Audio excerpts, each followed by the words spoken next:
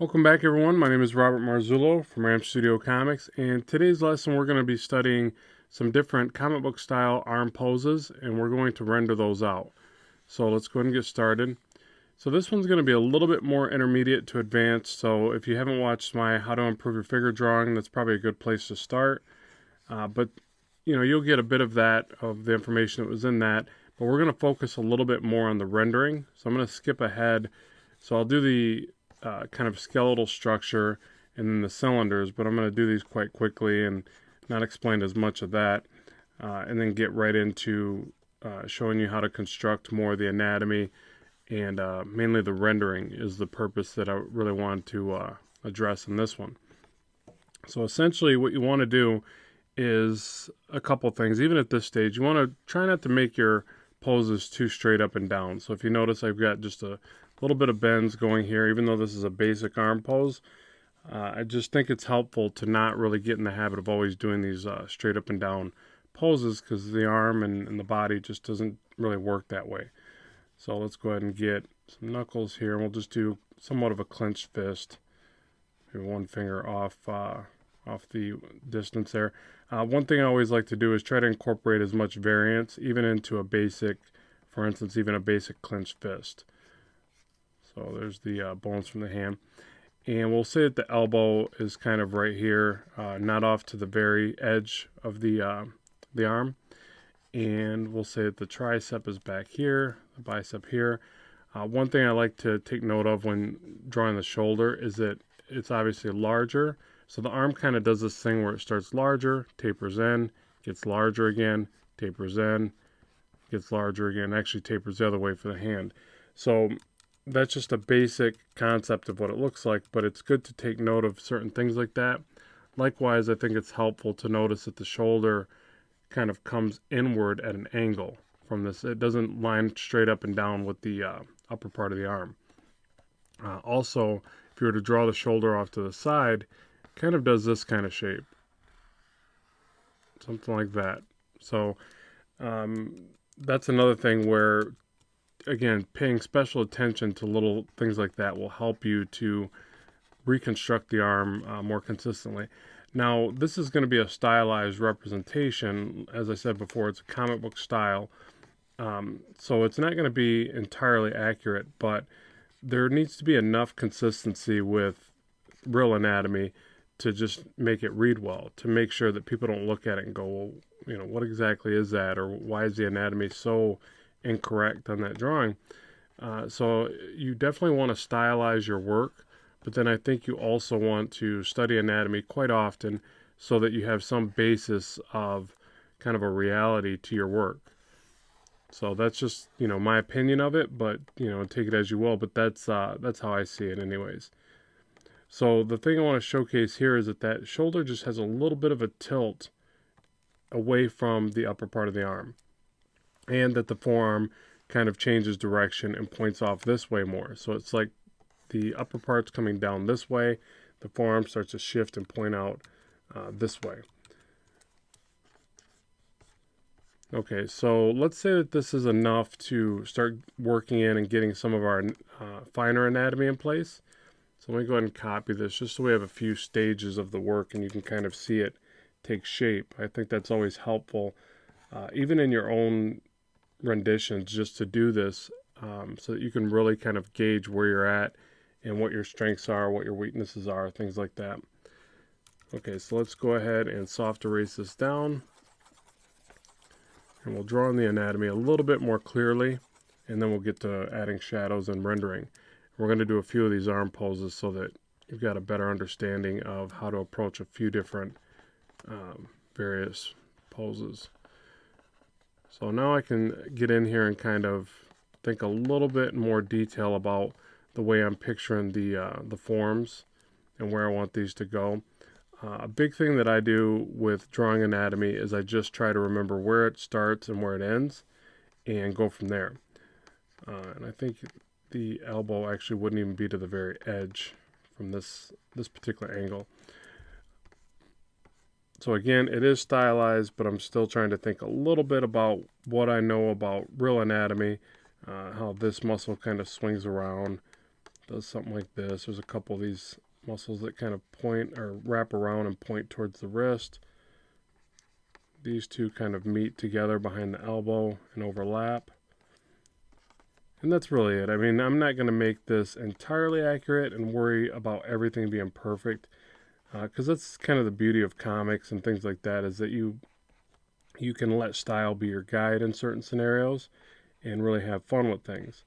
And that's what I think really interests people anyways, is they kind of get attracted to the way that you make these style choices, and that's what keeps them coming back.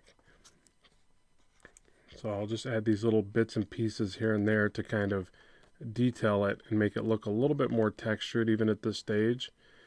The other thing about the tricep is that the one side on the outside of the arm is higher, and then this side is much larger and kind of wraps around the arm. So I'll get that in place. It also points kind of towards this muscle, something like that. Kind of meets behind there. The bicep from this angle probably wouldn't be as visible as I've got it here, but again, that's more of a style choice. And I want this to look, I want them to look pretty tough, pretty big. So I give them this big hulking bicep that's actually a little bit out of proportion. So some veins in here, and I'll start off real light with the veins, just kind of directional lines at this stage. And I'll show you a trick for veins that's really helpful. It's really basic. You just essentially draw the shadows to the veins and not the veins themselves. But at this stage, I do draw the veins themselves, just trying to get placement and visualize what I want to do with them. So let's go ahead and take this, move it over. We'll call this our next step here.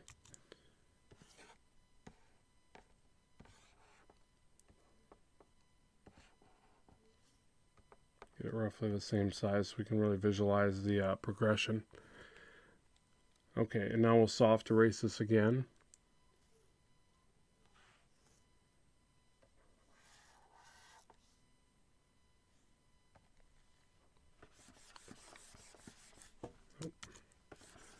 Okay, so now what I want to do is get some shapes of shadows in. And, all this really is finding a light source and trying to round out the forms a bit further. And I'll say that the light source, we'll just say that the light source is up here. So I'll just call that light source, LS. And there's really not a lot of tricks that I can explain here, other than you just have to really hone your skills. It's kind of like anatomy. Anatomy isn't something that someone can, I would say, teach you instantaneously. You just have to really kind of keep studying various anatomy, redrawing it. Obviously, I can draw them with you and help you in that regard, and I'll be doing video lessons on that real soon. But it's going to come down to sheer studies and practice, and the beauty of drawing things is you're really committing them to your memory by drawing them. So you have to just draw them over and over again. And shadows, I think, work the same way, but obviously in comics, you're going to stylize them and do your own representation of them. So what I would say there is, as soon as I get some of this in place where I can start drawing the shadows, is the main thing that I can always say to somebody is just don't trace every muscle. So what you want to do is you want the shapes to be kind of sporadic and organic, and you want to try to fight the urge to do the same shape on every muscle, and you want to sometimes pick at it and add little pieces. So let me try to find a spot where I can illustrate that for you. So I always have to fight the urge to want to just draw the same shape over and over, because it's easy. It's easy to want to go circle here, or half circle here, here. And all of a sudden, you have this very bubbly, rounded arm. Now that's okay if that's the style you enjoy and that's what you want, then by all means do that. But the only bad thing is that your arms, or everything probably, because you'll probably adopt that to most anything that you shade, will start to just look very plain or very repetitive. And you can see I even did it right there with the shoulder. So what I might do here is go, maybe this part of the shoulder is a little bit bigger than I originally imagined. So let me pick at it and let me try to change the shape at the same time. And just remember that you can make these incremental changes. That's why you draw it in kind of this outlined version first, because you can see into it a bit further versus, I guess you could see into it even by shading them in, but I always feel that you can see a little bit more into the work by shading it this way. And the other part that I try to do is look for small openings in the shadow. So say I put a heavier shadow on the back of the arm right here. So I leave this opening here. I might make a few little breaks into it. Definitely with the veins, I'll probably do that. And then I'll shade some line work into there. So you'll see that as I render that out. But so I'm basically just picking at these little muscles. I'm trying to combine them in some instances because you don't want an overly segmented look, I would think. I definitely don't like that in my work. So you have to just kind of find that, that series of style choices and just little bits and pieces of the shadow. And if you're new to this and you're a little bit more skeptical of making these choices, then a couple things there. One is just smaller incremental steps. Don't just jump in there and go big shadow, big shadow, big shadow, whatever. Small incremental little additions and taking a look, stepping back and taking a look at it. That helps with anything that you're new at. And then also, just study from life. Don't be afraid to grab a picture from life, from your favorite artist. Really see what they're doing, choices they're making. Pull from life and then stylize it. You don't want to just copy it from life because then it'll look too realistic for comics probably. But you can definitely stylize it in your own fashion and really make something cool and unique. And that's ultimately where it all comes from. Whether or not artists say that they look at life, that's where they originally gained perspective from regardless. So that's, kind of goes without saying, I think, but I'm here to say it, so I'll say it. But that's something that I find myself doing, and I always find it helpful when I'm having those bad days where I can't draw something as well. It just means I need to kind of study, I think. So I go back to the reference and I pull from it, and then if I look at other artists' work, I gain inspiration from it and things like that. Okay, so now the veins, I've actually erased them a little bit too far, but what I wanted to point out there is that with the veins, you just basically shade them in or you just do the shadow on the vein itself. So you try to imagine the way that the vein would react on the musculature. And the way that it usually happens is, say the vein's going across here, it's going to leave a shadow that's going to dip in with the recess of the arm or the cut of the muscle. So you just draw that part, you have it taper off, and you just kind of repeat that process. And it's kind of neat what our eye will do even without that extra line on the light side. And then you can erase just a little bit. Let me grab a finer eraser here. And you can erase just a little bit where that other line is. So you kind of repeat that. You do it through the shadows. So yeah, it's really kind of neat how that works. So you can use white or an eraser to kind of help you with the veins and just draw the shadows and the way the shadows would react on the underlying parts of the muscles.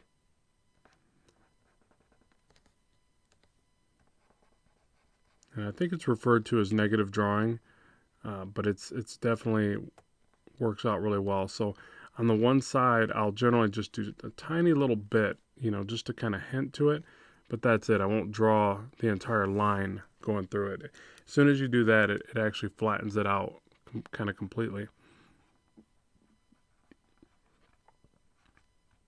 So just little tiny little tips to the lines like that. And then something else I'll do is say even like the fingers here. I'll do things like this where I put like maybe the whole, let's say the light is on this front finger a bit more. So I'll start to the back maybe, and maybe this whole pinky, but with just a little bit of edge lighting is in shadow. So I'll do that. Sometimes you can put these little X's to remind yourself it's in shadow. Maybe just a little bit of edge lighting on the front of this knuckle. A little bit more, quite a bit more, like that. And in this one, I'll just do some line work, but with a little bit of shadow to the back. So that's just a way to try to illustrate the light wrapping around like that. And that works with anything. So you can start with the back of the hand here, add a larger bulk of shadow like this. And then as you get into these bones of the hand and the vein, you can slowly get smaller with the shadows. So you could start larger back here, a little bit less large there, and work around it. So again, just a really easy way to kind of illustrate wrapping around that hand a bit. So here you can do a little bit larger shadow. And again, if you notice, I'm just picking at this larger shadow that was already in place by adding these smaller little shapes. So another way where you can kind of simplify the shading process. So I might want to add a larger one back here.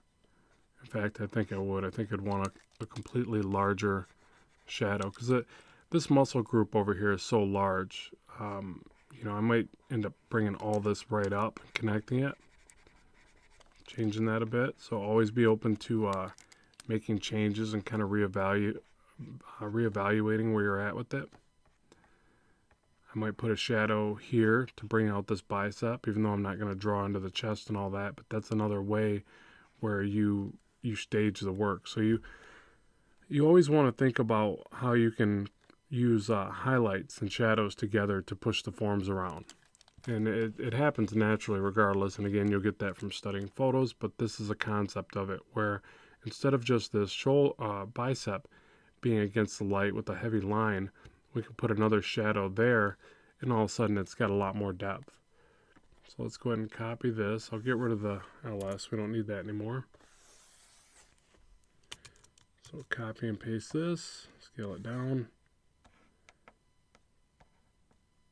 And you see it's starting to really take form, from our basic sketch that we started with. And I don't even think I'm going to need to soft erase this. Let's just go ahead and start filling this in.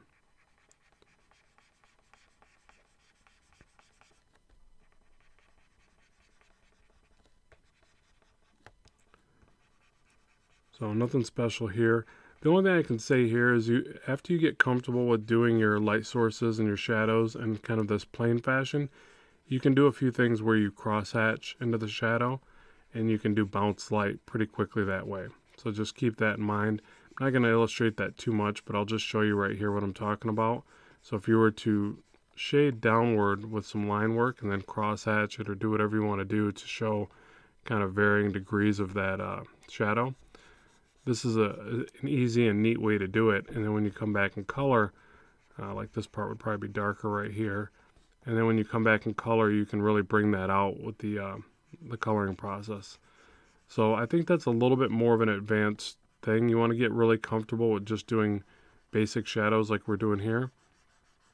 And then over time, you'll kind of work into that bounce light source and different effects.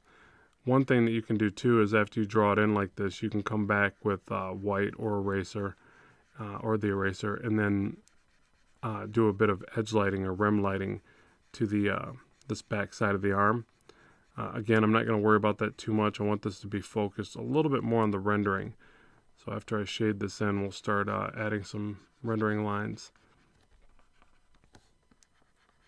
But notice how I'm trying to omit a little bit of area right where the veins are, just to kind of help push those out. So it just gives the effect that they're a little bit higher than the rest of the anatomy.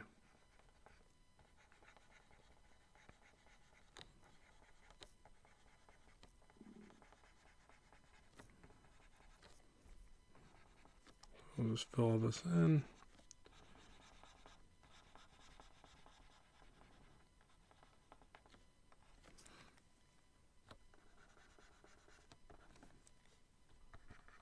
Okay, and I'll go ahead and start cross-hatching, and then we can, or rendering, and then we can keep picking at these little shadows as we go. So I'll start with the bicep here. I really don't have any rhyme or reason to where I start. I just want to basically let you know, like when you go around muscles, probably the easiest thing to get started with is tapering the lines from thick to thin is a big one, and then going with the direction of the anatomy. So if you picture the arm, kind of wrapping around like this, then maybe that's the direction you want your lines to take. Now this doesn't have to be this way.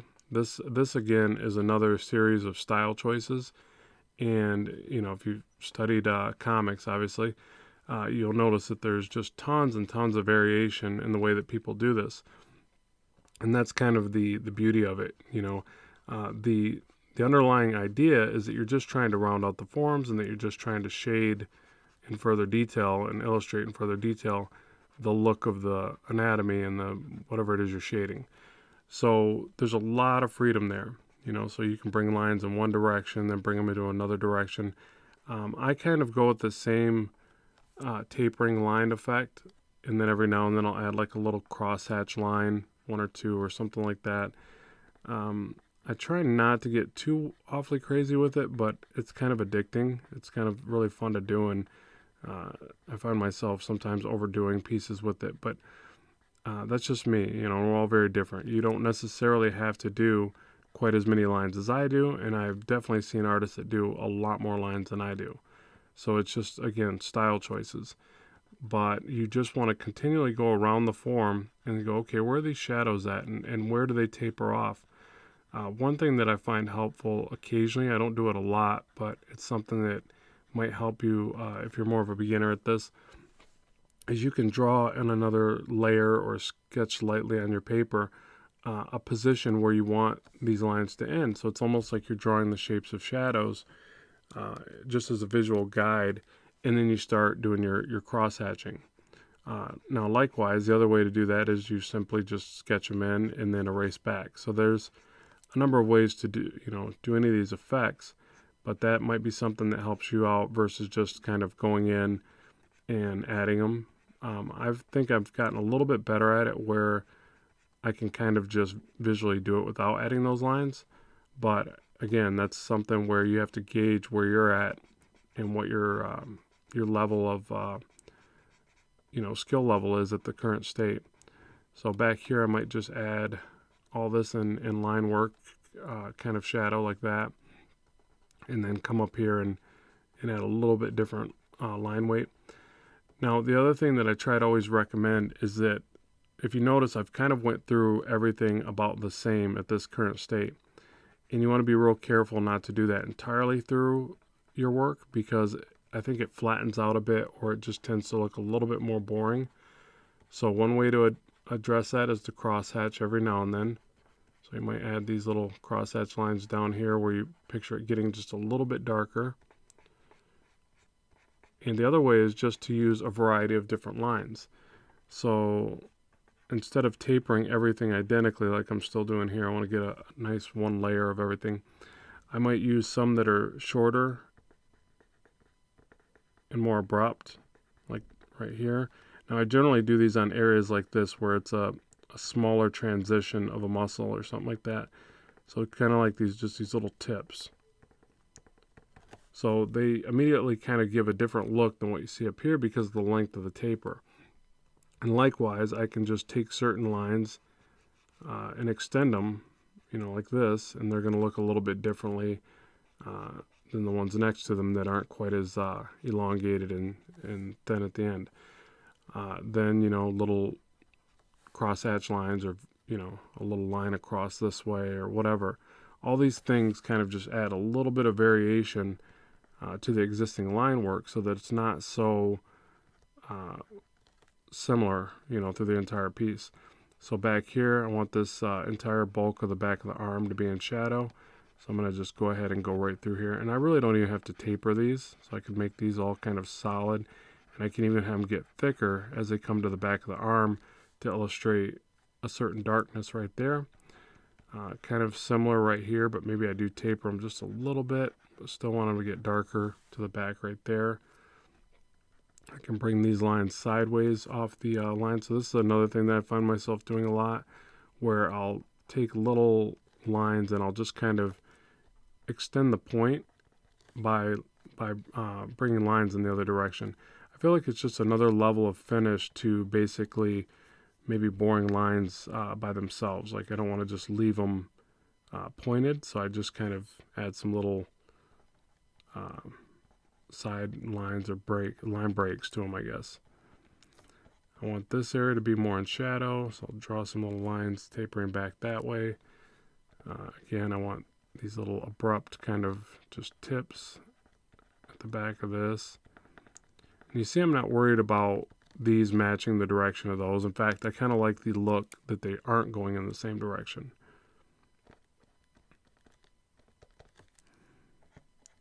So some lines I'll bring sideways off the break versus going in the same direction. Again, some shorter lines right here. And this area I want to bring some lines up this way to illustrate a bit of shading on the fingers. So even though the rest are fully in shadow, maybe just some lines for a slight shadow on this one.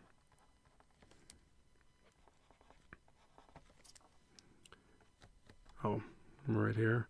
And I feel like I need to almost, when I go this far, I need to add shadows to everything, or a little bit of rendering to everything. So that's really, again, just kind of a style choice. It's not necessarily the way that you have to do it.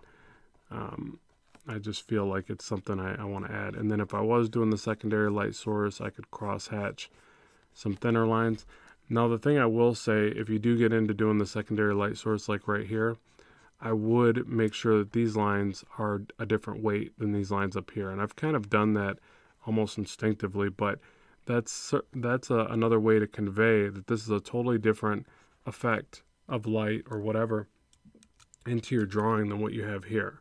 So just keep that in mind. But this isn't going to be as much about dual light sources right away. This is more about the rendering style and choices that we might make for shading the arm. So there you have it. I mean, you keep picking at it and changing it, obviously, but that's pretty much how I'd render out this type of arm pose. So let's go ahead and address some other poses and see what we come up with.